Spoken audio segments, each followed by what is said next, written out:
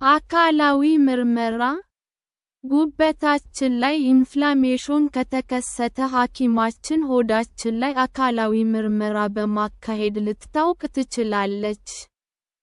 ትሪትመንት አንድ ሜዲኬሽንስ ለበሽታው የሚሰጥ ሕክምና ጤናማ የአኗኗር ዘይቤ መከተል። እነዚህም ክብደት መቀነስ፣ ጤናማ አመጋገብ መከተል፣ ዘወትር የስፖርት እንቅስቃሴ ማድረግ፣ ሲጋራ ማጨስ ማቆም። ለዚህ በሽታ የሚወሰዱ መድኃኒቶች የሚከተሉት ናቸው። ኢንሱሊን ሴንስታይዘርስ፣ ሜትፎርሚን፣ ግሉኮፌጅ፣ ፓዮግሊታዞን፣ አክቶስ፣ አንድሮስግሊታዞን፣ አቫንዲየ። አንቲኦክሲዳንትስ ኦክሲዴሽን ሂደትን የሚቀንሱ ቫይታሚን ኢ፣ ፔንቶክሲፈሊን፣ ኦሜጋ አሉታዊ 3 እስከ ፋቲ አሲድስ፣ ሊፒድ ሎወሪንግ ድራግስ ጮማን የሚቀንሱ ሳትን ዛንድ ዘይትማይብ ዘይትየ ሶዲዮኦክሲኮሊክ አሲድ።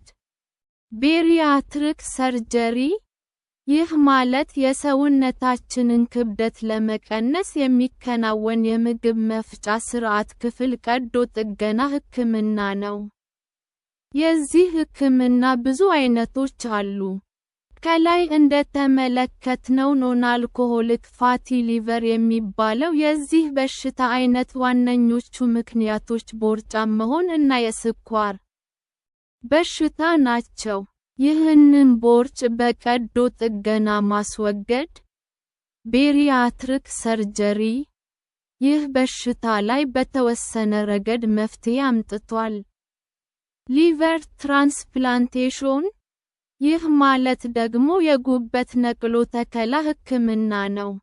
ጉበታችን በጣም ተጎድቶ ከሆነ የጉበት ነቅሎ ተከላ ሕክምና የዚህ ዘመን የመጨረሻው ሳይንሳዊ አማራጭ ሊሆን ይችላል። ፕሬቬንሽን በሽታው እንዳይዘን መከላከያ ዘዴ ጤናማ የአኗኗር ዘይቤ በመከተል ቦርጭን መከላከል እንችላለን። ቦርጭ ደግሞ የዚህ በሽታ ዋነኛው ምክንያት ስለሆነ ይህንን ተከላከልን ማለት በሽታውን ተከላከልን ማለት ነው። ሁልጊዜም ማስታወስ ያለብን ነገር ጤናማ አመጋገብ መከተል እና ዘወትር የስፖርት እንቅስቃሴ ማድረግ የየትኛውም የክብደት መቀነስ ዕቅድ እና ዓላማ ዋነኛ ምሰሶዎች ናቸው። ይህንን በሽታ ለመከላከል ጠቃሚ የሆኑ የአኗኗር ዘይቤዎች ጤናማ የአኗኗር ዘይቤ ለመከተል ምርጫ እና ውሳኔ እናድርግ።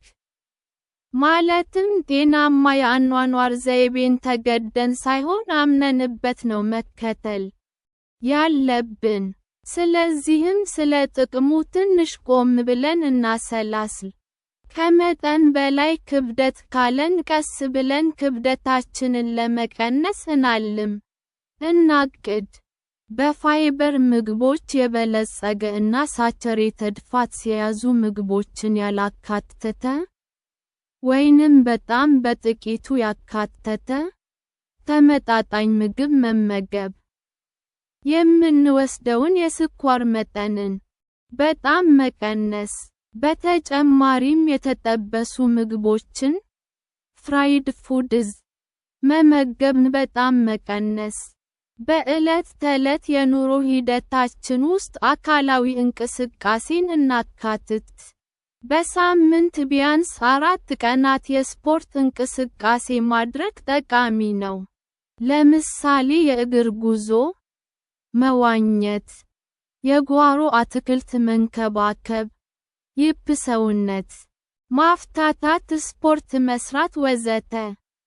የስፖርት እንቅስቃሴ ማድረግ ለሁሉም አይነት በሽታ መፍትሄ ነው። ሙሉ ጤንነታችንን ይጠብቅልናል። በተጨማሪም ቀኑን ሳይደብረን ለመንቃት ቡና ሳይልስ ፈልገን እና ጤናማ ሆነን እንውላለን። ነገር ግን ማንኛውንም የስፖርት እንቅስቃሴ ለመስራት ከማቀዳችን በፊት ሐኪማችንን ማማከር አለብን። ቢቻል የአልኮል መጠጥን አለመጠጣት፣ ካልተቻለ ደግሞ ቀስ እያሉ እየቀነሱ መምጣት በጣም ወሳኝ ነው። ብዙዎቻችን የምንሳሳተው አሁን ላይ ህመም ስለሌለብን አልኮል መጠጥ ጉበታችን ላይ ጉዳት እያደረሰ እንዳልሆነ ነው። ይህ ትልቅ ስህተት ነው። የጉበት በሽታ ምልክቶቹ በብዛት መታየት የሚጀምሩት መጠጣት ከጀመርንበት ጊዜ ጀምሮ ከ20፣ 30 ወይንም 40 ዓመት በኋላ ነው። በየቀኑ ብዙ አልኮል የምንጠጣ ከሆነ ደግሞ በአፋጣኝ ወደ ሞት ይወስደናል። ስለዚህ አሁን ላይ እያመመን አይደለም ብለን ወደፊት ለማዳን የሚከብድ በሽታ በራሳችን ገንዘብ እየገዛን መሆኑን መዘንጋት የለብንም። የአልኮል መጠጥ ከችግሮቻችን የምንደበቅበት ጊዜያዊ መሸሸጊያ እንጂ የችግሮቻችን መፍትሄ አይደለም። ፋቲ ሊቨር ሰሮሲስ የሚባለው የጉበት በሽታ መዳን የሚችል በሽታ ነው።